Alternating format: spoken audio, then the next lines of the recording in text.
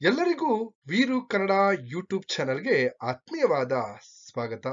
ಇವತ್ತಿನ ತರಗತಿಯಲ್ಲಿ ನಾನು ಡಾಕ್ಟರ್ ಸಾರಾ ಅಬೂಬಕರ್ ಅವರು ಬರೆದಿರ್ತಕ್ಕಂತಹ ಚಂದ್ರಗಿರಿ ತೀರದಲ್ಲಿ ಅನ್ನುವಂತಹ ಕಾದಂಬರಿಯ ಭಾಗ 5ರ ಬಗ್ಗೆ ಚರ್ಚೆಯನ್ನ ಮಾಡ್ತಾ ಇದ್ದೀನಿ. ಅದಕ್ಕೂ ಮುಂಚೆ ಇನ್ನೂ ಕೂಡ ನನ್ನ ಚಾನೆಲ್ ಅನ್ನ ಸಬ್ಸ್ಕ್ರೈಬ್ ಮಾಡ್ಕೊಂಡಿಲ್ಲ ಅಂತಂದ್ರೆ ಸಬ್ಸ್ಕ್ರೈಬ್ ಮಾಡ್ಕೊಳ್ಳಿ ಅಂತ ಹೇಳ್ತಾ, ಹಾಗೇನೆ ನಿಮ್ ಸ್ನೇಹಿತರಿಗೂ ಕೂಡ ತಿಳಿಸಿ ನನ್ನ ಚಾನೆಲ್ ಬಗ್ಗೆ ಮಾಹಿತಿಯನ್ನ ಅಂತ ಹೇಳಿ, ಈಗ ಭಾಗ 5ರ ವಿವರಣೆ ಮತ್ತು ಪ್ರಶ್ನೆ ಸಹಿತವಾದಂತಹ ಉತ್ತರವನ್ನ ನಾವು ಇವತ್ತಿನ ತರಗತಿಯಲ್ಲಿ ಗಮನಿಸೋಣ. ನೋಡಿ, ಹಿಂದೆ ಆ ಕೆಲವು ಹಿಂದೆ ಭಾಗ 4ರಲ್ಲಿ ಈಗ ರಶೀದನ ಮಾವ ಅಂದ್ರೆ ಮಹಮ್ಮದ್ ಖಾನ್ ಬಂದು ಇಲ್ಲಿ ಜಗಳ ಮಾಡ್ಕೊಂಡು ಹೋಗಿದ್ದಾನೆ. ಆ ಜಗಳ ಮಾಡ್ಕೊಂಡು ಎಲ್ಲೋ ಒಂದ್ ಕಡೆ ಇಲ್ಲಿ ರಶೀದನ ಮನೆಗೆ ಹೋಗಿ ತನ್ನ ಮಗಳಾಗಿರ್ತಕ್ಕಂತಹ ನಾದಿರಳನ್ನ ಕರ್ಕೊಂಡು ಹೊರಟೋಗಿದ್ದಾನೆ. ಆದ್ರೆ ಆ ವಿಚಾರ ರಶೀದನಿಗೆ ಗೊತ್ತಿಲ್ಲ. ಆ ಸಂದರ್ಭದಲ್ಲಿ ಅವನ್ ಏನ್ ಮಾಡ್ತಾನೆ, ಆ ರಶೀದ್ ಈಗ ಮನೆಗೆ ಹೋಗ್ಬೇಕು. ಆ ಮನೆಗೆ ಹೋಗ್ಬೇಕಾಗಿರ್ತಕ್ಕಂಥ ಸಂದರ್ಭದಲ್ಲಿ ತನ್ನ ಮಾವನ ಬಗ್ಗೆ ಆಲೋಚನೆಯನ್ನ ಮಾಡ್ತಾ ಇದ್ದಾನೆ. ನಾನು ಮಾವನ ಮಾವನಿಗೆ ಆ ರೀತಿ ರೇಗ್ಬಾರ್ದಾಗಿತ್ತು, ಅಥವಾ ಎಲ್ಲೋ ಒಂದ್ ಕಡೆ ತನ್ನ ಮಾವನ ಮೂರ್ಖತನವನ್ನ ಕಂಡು ಅವನ್ಗೆಲ್ಲ ಒಂದ್ ಕಡೆ ನೋವಾಗ್ತಕ್ಕಂಥದ್ದು, ಅಥವಾ ತನ್ನ ಮಾವನ ಮೂರ್ಖತನದ ಬಗ್ಗೆ ನಾದಿರ ಸುಮಾರು ಸಾರಿ ಹೇಳಿರ್ತಾಳೆ. ಅದೆಲ್ಲವೂ ಅವನಿಗೆ ನೆನಪಾಗುತ್ತೆ. ಯಾಕೆಂದ್ರೆ ಆ ಮಹಮ್ಮದ್ ಖಾನ್ ಬಂದು ಎಲ್ಲೋ ಒಂದ್ ಕಡೆ ಜಮೀಲಾಳ ಮದುವೆಯ ವರದಕ್ಷಿಣೆ ವಿಚಾರದಲ್ಲಿ ನನಗೆ 2,000 ಕೊಡು ಅಂತ ಹೇಳಿ ಇಲ್ಲಿ ಜಗಳವನ್ನ ಮಾಡ್ಕೊಂಡು ಹೋಗಿರ್ತಕ್ಕಂಥ ವಿಚಾರ, ಇದೆಲ್ಲವೂ ನೆನಪಿಸ್ಕೊಳ್ತಾ ಯಾಕೆ ಈ ಜಗಳ ಆಯ್ತು ಅನ್ನೋದ್ರ ಒಂದು ವಿಚಾರವನ್ನ ನೆನಪಿಸ್ಕೊಳ್ತಾ ಇರ್ತಾನೆ. ಯಾರು ಇಲ್ಲಿ ಆ ನಮ್ಮ ರಶೀದ್. ಈಗ ಆದ್ಮೇಲೆ ಅದರ ಮುಂದಿನ ಶುಕ್ರವಾರ ಏನಾದ್ರೂ ಮಾಡಿ ನಾದಿರಾಳನ್ನ ಕರೆದುಕೊಂಡು ಆ ಕಿಳಿಯೂರಿಗೆ ಹೋಗಿ ಅವಳ ತಾಯಿಗೆ ಎಲ್ಲವನ್ನ ಹೇಳಿ, ಹಾಗೇನೆ ಬೇಕಾದರೆ ನಾದಿರಾಳ ಒಡವೆಗಳನ್ನ ಅಡವಿಟ್ಟಾದರೂ ಇಲ್ಲಿ ಹಣವನ್ನ ಕೊಡಬೇಕು ಜಮೀಲಾಳ ಮದುವೆಗೆ ಅಂತ ಒಂದು ನಿರ್ಧಾರವನ್ನ ಮಾಡ್ಕೊಂಡು ಸೀದಾ ಮನೆಗೆ ಬರ್ತಾ ಇದ್ದಾನೆ. ಯಾಕೆಂದ್ರೆ ಮಾವನ ಜೊತೆ ಜಗಳ ನಡೆದಿದೆ. ಇಲ್ಲೇನ್ ಮಾಡ್ತಾ ಇದ್ದಾನೆ, ಮಾವ ಹೇಳ್ದೆ ಕೇಳ್ದೇನೆ ಸೀದಾ ಅವ್ರ ಮನೆಗೆ ಬಂದು ನಾದಿರಳನ್ನ ಕರ್ಕೊಂಡೋಗಿದ್ದಾನೆ. ಆ ಕರ್ಕೊಂಡೋಗಿರ್ತಕ್ಕಂಥ ವಿಚಾರ ರಶೀದ್ಗೆ ಗೊತ್ತಿಲ್ಲ. ಈಗ ಅವನೇನ್ ಮಾಡ್ತಾ ಇದ್ದಾನೆ, ಮನೆಗೆ ಹೋಗೋದಕ್ಕೆ ತಯಾರಿ ಮಾಡ್ಕೊಳ್ತಾ ಇದ್ದಾನೆ. ಮನೆಗೆ ಹೋಗ್ಬೇಕಾದ್ರೆ ಅವನು ಮಾರುಕಟ್ಟೆಗೆ ಬಂದು ಇಲ್ಲಿ ವಿಭಿನ್ನವಾದಂತಹ ವಿವಿಧ ರೀತಿಯಾದಂತಹ ಮೀನುಗಳಿದ್ದು, ಆ ಮೀನುಗಳಲ್ಲಿ ಬಾಂಗಡೆ ಆಗಿರ್ಬೋದು, ಬೂತಾಯಿ ಆಗಿರ್ಬೋದು, ಸೀಗಡಿ ಮೀನುಗಳು, ಈ ತರ ಮೀನುಗಳನ್ನ ಅವನೇನ್ ಮಾಡ್ತಾ ಇದ್ದಾನೆ, ತೆಗೆದುಕೊಂಡು ಅಲ್ಲಿ ಎಲ್ಲೋ ಒಂದ್ ಕಡೆ ಸೀಗಡಿ ಮೀನುಗಳು ತುಂಬಾ ಹೊತ್ತಾಗುತ್ತೆ ಅದನ್ನ ತಯಾರು ಮಾಡೋದಕ್ಕೆ ಅಂತ ಹೇಳಿ ಅವನೇನ್ ಮಾಡ್ತಾನೆ, ಬಾಂಗಡೆ ಮೀನುಗಳು ಅವು ದಪ್ಪವಾಗಿರ್ತಕ್ಕಂತಹ ಮೀನುಗಳನ್ನ ತೆಗೆದುಕೊಂಡು ಸೀದಾ ಮನೆಗೆ ಬರ್ತಾ ಇದ್ದಾನೆ. ಮನೆಗೆ ಬರ್ತಾ ಇರ್ಬೇಕಾದ್ರೆ ಯಾಕೆ ಅವನು ಬಾಂಗಡೆ ಮೀನುಗಳನ್ನ ತರ್ತಾ ಇದ್ದ ಅಂತಂದ್ರೆ, ನಾದಿರಾಳಿಗೆ ಬಾಂಗಡೆ ಮೀನುಗಳು ಅಂತ ಅಂದ್ರೆ ತುಂಬಾ ಇಷ್ಟ ಅಂತಕ್ಕಂಥದ್ದು ಅವನಿಗೆ. ಇಲ್ಲಿ ನಾದಿರಳ ಮೇಲೆ ಎಲ್ಲಿಲ್ಲದಂತಹ ಒಂದು ಪ್ರೀತಿ ಇಲ್ಲಿ ರಶೀದನಿಗಿತ್ತು. ಆದ್ರೆ ಈಗೇನಾಗಿದೆ, ಅವಳು ಆ ರಶೀದನ ಮನೆಯಲ್ಲಿ ಇಲ್ಲ. ಯಾಕೆಂದ್ರೆ ಮಹಮ್ಮದ್ ಖಾನ್ ಕರ್ಕೊಂಡು ಹೋಗ್ಬಿಟ್ಟಿದ್ದಾನೆ. ಈಗ ಆ ವಿಚಾರ ಗೊತ್ತಿಲ್ಲ. ಇವನು ಖುಷಿ ಬರ್ತಾ ಇದ್ದಾನೆ. ಹಾಗೇನೆ ಮಂಗಳೂರು ಮಲ್ಲಿಗೆಯ ಹೂವನ್ನ ಒಂದು ಮಾರು ತೆಗೆದುಕೊಂಡಿದ್ದಾನೆ. ಹಾಗೆ ಹೆಂಡತಿಗೆ ನೆನ್ನೆ ಹೇಳಿದ್ದ, ನಾನು ನಿನಗೊಂದು ಸೀರೆಯನ್ನ ತರುತ್ತೇನೆ ಅಂತೇಳಿ ಕೆಂಪು ಬಣ್ಣದ ಒಂದು ಸೀರೆಯನ್ನು ಕೂಡ ತೆಗೆದುಕೊಂಡಿದ್ದಾನೆ. ತುಂಬಾ ಸಂತೋಷದಿಂದ ತನ್ನ ಹೆಂಡತಿ ಮತ್ತೆ ಮಗುವನ್ನ ನೋಡೋದಕ್ಕೆ ಬರ್ತಾ ಇದ್ದಾನೆ. ಯಾಕೆಂದ್ರೆ ಅಂಗಡಿಯಿಂದ ಈಗ ತನ್ನ ಊರಿಗೆ ಬರ್ತಾ ಇದ್ದಾನೆ.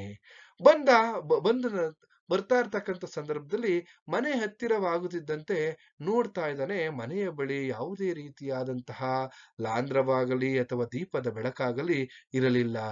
ಅಥವಾ ಇವನಿಗಾಗಿ ಕಾಯುತ್ತಿರುವಂತಹ ಈ 2 ಮನಸ್ಸುಗಳಿದ್ದು, ಇಲ್ಲಿ ಮಗು ಆಗಿರ್ಬೋದು, ಹಾಗೇನೆ ಇಲ್ಲಿ ತನ್ನ ಹೆಂಡತಿ ಆಗಿರ್ಬೋದು, ಯಾರು ಕೂಡ ಅಲ್ಲಿ ಕಾಣಿಸ್ತಾ ಇಲ್ಲ. ಅಲ್ಲಿ ಆ ದೀಪದ ಬೆಳಕಿಲ್ಲ, ಯಾವುದೇ ಮಂದಹಾಸದ ನಗುವಿಲ್ಲ. ಒಂದ್ ಕಡೆ ಈ ರಶೀದನಿಗೆ ಗಾಬರಿ ಆಗುತ್ತೆ.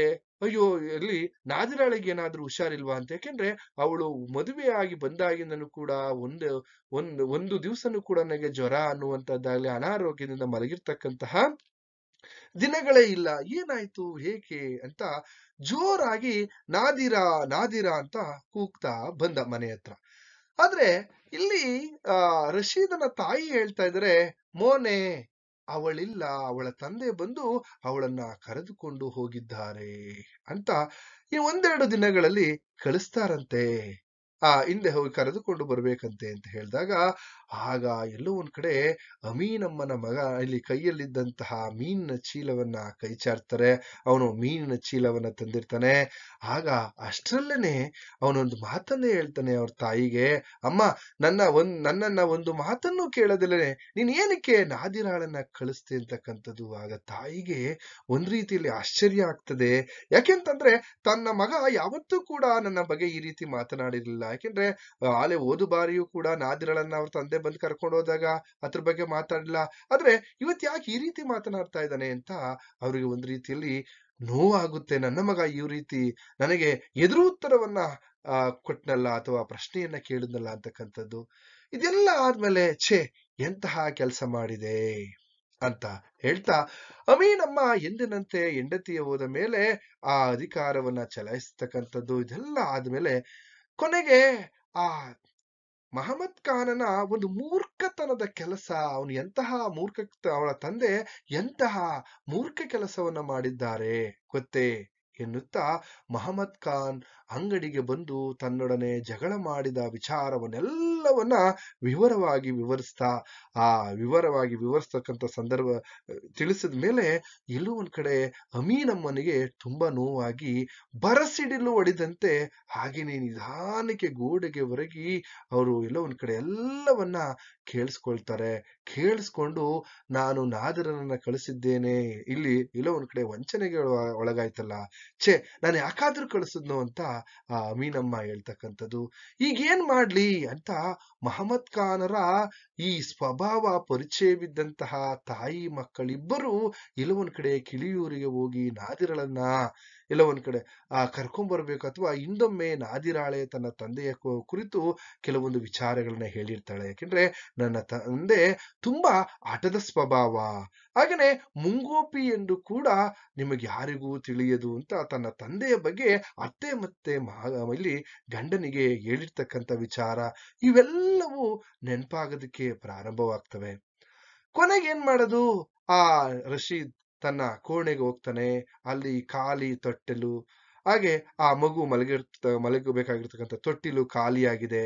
ಹಾಗೇನೆ ಇನ್ನೊಂದ್ ಕಡೆ ತನ್ನ ಹೆಂಡತಿ ನಾದಿರ ಇಲ್ಲ ಮಂಚದಲ್ಲಿ. ಅವನು ಅವಳಿಗಾಗಿ ತಂದಿರ್ತಕ್ಕಂತಹ ಉಡುಗೊರೆ, ಅಲ್ಲಿ ಮಲ್ಲಿಗೆಯ ಹೂವು ಆಗಿರ್ಬೋದು, ಹಾಗೇನೆ ಕೆಂಪು ಬಣ್ಣದ ಸೀರೆ, ಅವು ಎಲ್ಲೋ ಒಂದ್ ಕಡೆ ಅವಳು ಕೊಟ್ಟ ತಕ್ಷಣ ಯಾವ ರೀತಿ ಸಂತೋಷ ಪಡ್ತಾಳೋ, ಆಶ್ಚರ್ಯ ಪಡ್ತಾಳೋ, ಇವನ್ನೆಲ್ಲ ನೋಡ್ಬೇಕು ಅಂತ ಅನ್ಕೊಂಡಿದ್ದ. ಆದ್ರೆ ಅವನ ಕಣ್ಣಲ್ಲಿ ನೀರು ಬರ್ತಾ ಇದೆ. ಯಾಕೆಂದ್ರೆ ಅವಳು ಇಲ್ಲ. ಇಲ್ಲಿ ಈ ಕಡೆ ಅಮೀನಮ್ಮ ಬಾಂಗಡೆ ಮೀನಿನ ಸಾರನ್ನ ಮಾಡ್ಕೊಂಡು ಅವನನ್ನು ಊಟಕ್ಕೆ ಅಣಿ ಮಾಡಿ ಅವನನ್ನ ಕರೀತಾರೆ. ಆದ್ರೆ ಅಮ್ಮ ಇಲ್ಲಿ ಎಲ್ಲೋ ಒಂದ್ ಕಡೆ ಆ ಊಟವನ್ನ ಅವನು ತಿನ್ನೋದಕ್ಕಾಗ್ದಲೇನೆ ಅವನು ಒಂದು ಮಾತನ್ನ ಹೇಳ್ತಾನೆ, ಅಮ್ಮ, ಉರಿದ ಮೀನಿಗೆ ಉಪ್ಪು ಸಾಕಾಗ್ತಾ ಇಲ್ಲ ಅಮ್ಮ ಎನ್ನುತ್ತಾ ಅರ್ಧದಲ್ಲೇ ಊಟವನ್ನು ಬಿಟ್ಟು ಹೋಗ್ತಾನೆ. ಆಗ ಇಲ್ಲಿ ಅಮೀನಮ್ಮ ಹೇಳ್ತಾರೆ, ನೋಡಪ್ಪ, ಸುಮ್ನೆ ಊಟ ಬಿಟ್ಟು ಕೊರಗಬೇಡ. 4 ದಿನ ಕಳೆದರೆ ಆ ನಾದಿರಳ ತಂದೆಯನ್ನ ಪುಸಲಾಯಿಸಿ ಹೇಗಾದರೂ ಮಾಡಿ ಇಲ್ಲಿ ಕರೆದುಕೊಂಡು ಬರೋಣ, ಅಥವಾ ಅವಳು ಬರುತ್ತಾಳೆ, ಅಲ್ಲಿಯವರೆಗೂ ನೀನು ಸಹನೆಯಿಂದ ಇರು ಅಂತ ತನ್ನ ಮಗನಿಗೆ ಬುದ್ಧಿ ಮಾತುಗಳನ್ನ ಹೇಳ್ತಾಳೆ ಅಮೀನಮ್ಮ.